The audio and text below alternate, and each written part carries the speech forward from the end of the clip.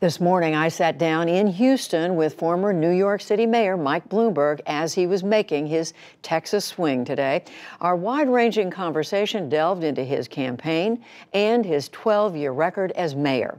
But we began with an urgent issue that is playing out as we speak: the U.S. government's response to the coronavirus outbreak. Mayor Michael Bloomberg, thank you very much for talking with us. Thank you for having me. The coronavirus, rising concerns here in this country, spreading rapidly around the world, Japan closing down its schools. You have been very critical of President Trump. You said he's buried his head in the sand. He let go the entire team that was supposed to be working on this. Yesterday, he named Vice President Pence, who critics say doesn't have particular expertise in this area, to oversee the effort. But my question to you, as somebody who knows something about it, as you've said, as mayor, is would you appoint a czar to oversee the coronavirus response if you were president? No, I would have a czar in place all the time to address issues like this. You can't just bring in somebody. The vice president, I've met him once, nice guy. When I met him, we shook hands. That's the only time I've ever met him. But he was one of those people that said smoking has nothing to do with cancer. I mean, he just does not have the knowledge to do this job. And what I did in New York City is I had a person, a whole department, that was there to address issues like swine flu and the air after 9/11, when people were breathing that air, and a lot have come down with cancer, a whole bunch of things, and Hurricane Sandy. These are things you don't just all of a sudden respond to. You put people in place, you practice, you have plans of what do you do if this happens or that happens. You test out your strategies, communications, for example, or what do you do with people with special needs, or let's say seniors in a home? How do you evacuate them? It's the wrong ways to go about it. Now, he dismissed, as you point out, all the people that were there before. I think the numbers are 1,600 scientists have left the administration since he came into office. There's nobody there. The congressional Democrats are now asking for $8.5 billion to deal with this. The administration has said $2 billion. What's the right number? We shouldn't be arguing about the amount. The issue is, what do you want to do? I can tell you what the number is if you tell me what you want to put in place, what people, which agencies are going to run it, how they're going to respond, and then you look to see what the cost is, and it's the health of America. So whatever the number is that you need to do it, that's the number you have to come up with. But we go about these things backwards. We're arguing about money when we should be arguing about how you save lives. No question, it's very serious. I want to ask you about the campaign. I think the general consensus is, with all due respect, you did better in the second debate.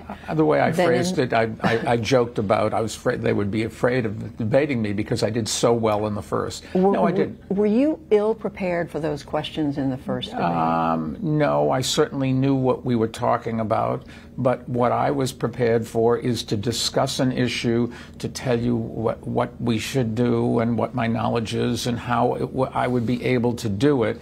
And I get there, and it was my first debate, and instead of that, it turns out it's who can yell at each other and say the same thing the most. In this last debate, where I supposedly did better, and I certainly felt more comfortable because I was more knowledgeable at what they're trying to do, Bernie Sanders and Elizabeth Warren had the same answers to every single question. No matter what question the moderators asked, they came back with their talking points of whoever they wanted to hurt, the other one or me or somebody else. Well, Bernie Sanders is leading right now, as you know. You're coming up on... It's an effective strategy so far. Super Tuesday comes right after South Carolina. It's next Tuesday.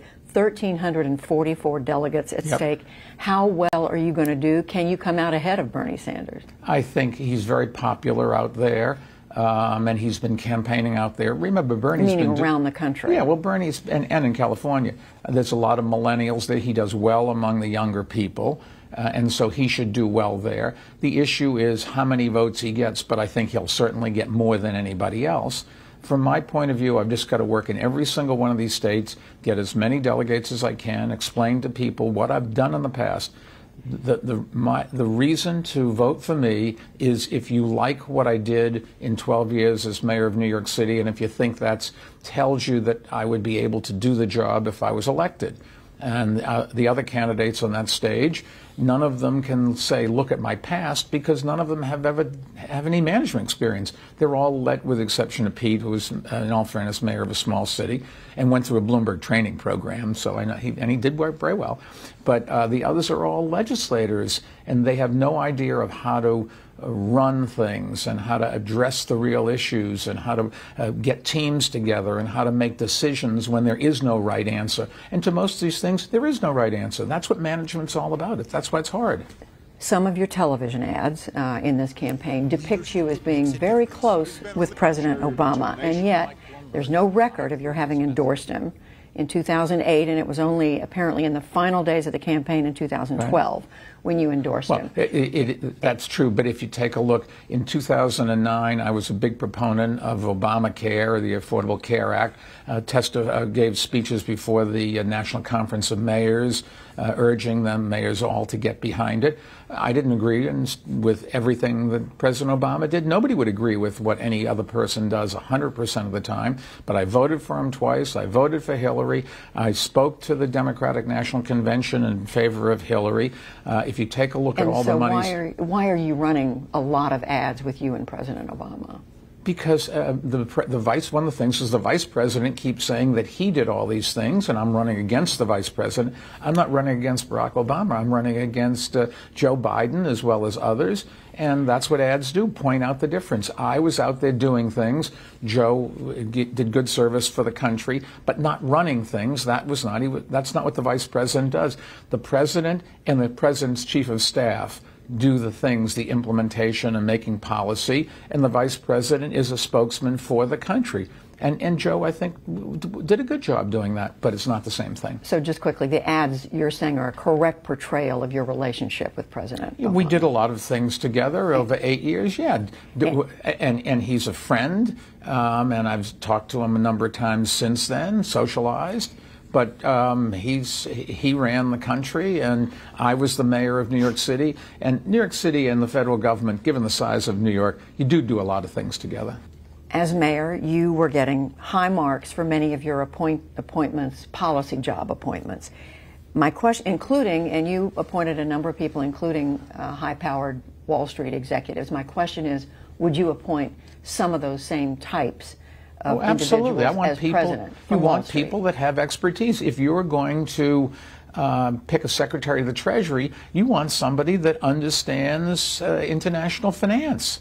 You don't want to pick somebody who has no knowledge whatsoever. You want to go to where, if, for example, in public health we were talking about earlier, I appointed Tom Frieden, brought him all the way from India to take over. He went on to run the Centers for Disease Control. He was the world's expert in infectious diseases. That's what we needed. Of course I would appoint somebody like that.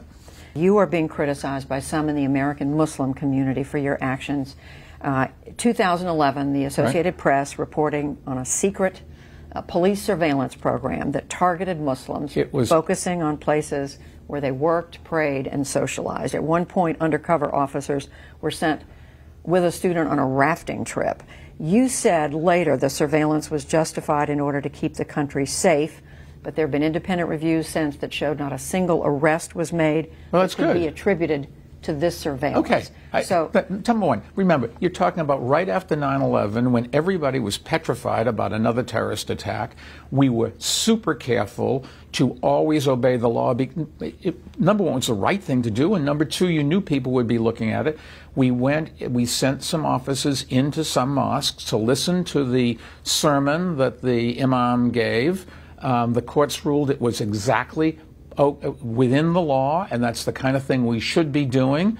I don't remember the rafting trip story whatsoever, but I do remember that, and we were very careful, and the authorities that looked at us said, yes, you complied with the law, but we had every intention of going every place we could legally to get as much information to protect this country. We had just lost 3,000 people at 9/11. Of course we're supposed to do that. Do you think it was necessary to single out Muslim Americans that way, and would you do that as president?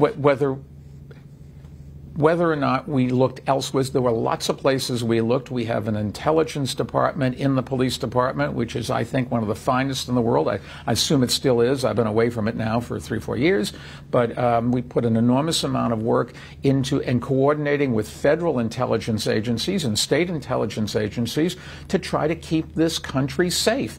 And there's no question about where the people who committed the terrible atrocities of the 3 airplane crashes and all the people getting killed, where they came from, and it's a natural place to go, yes. But remember, I was the one that defended building a mosque in New York City, which I got a lot of grief for, but I'm a believer in freedom of religion, and we certainly continue to this day, I assume, to keep our eyes and ears open and look wherever you can legally to make sure that nothing like this is going to happen again. These are lives we're talking about. One other thing I want to ask you about, but just to clarify quickly on that, you're saying it's okay to target Muslim Americans? No, it's okay to go where you think there might be information that would be useful in keeping us safe. And there were imams who publicly at that time were urging the terrorism. And so, of course, that's where you're going to go. Last thing I want to ask you about it does not, incidentally, mean that all Muslims are terrorists or all terrorists are Muslim. But there was the people that flew those airplanes came from the Middle East, and some of the imams were urging more of the same. And so, of course, we sent the police officers in, and we were so super careful because you knew people would look at it, and I didn't want anybody to think we're targeting an ethnicity. We just were targeting a group where it's more likely if we went to listen to the imams who reputedly were stirring things up. That's what intelligence is all about. You have to step back, Judy, and understand we had 3,000 people killed in few minutes. But it wasn't a religion that killed them. No, but all of the people came from the same place, and all that came were from a place. They happened to be one religion, and if they'd been another religion, we would have done the same thing. Last thing I want to ask you about the non-disclosure agreements. Sure. With the 3 women at the company accused you of inappropriate comments. You've apologized and said Me Too movement a good thing.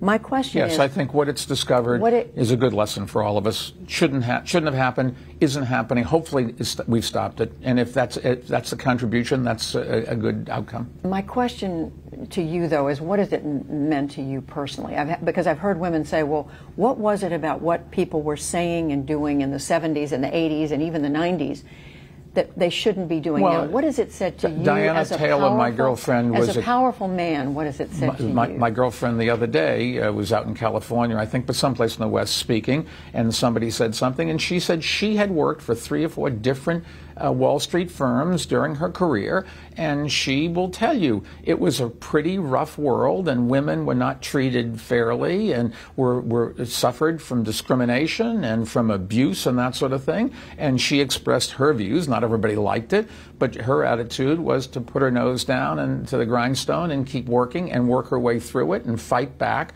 And she came out okay, so I guess it turned out fine. And she was quoted as saying, "They should just get over." That's her attitude, and I can't put myself in her position and see how she felt. But she certainly has a first-hand knowledge, and if anybody that I know has credibility to describe it to me, she certainly does, and would I have come out with the same conclusion? I don't know. I wasn't there at the time. But and you're also the father of 2 grown daughters. Father of 2 grown daughters. How much discrimination they've faced in the life. I don't remember us having a specific conversation about that. My daughters are very dedicated and have their own views. Neither one is a shrinking violet. They stand up and fight for what they believe, and I'm very proud of them.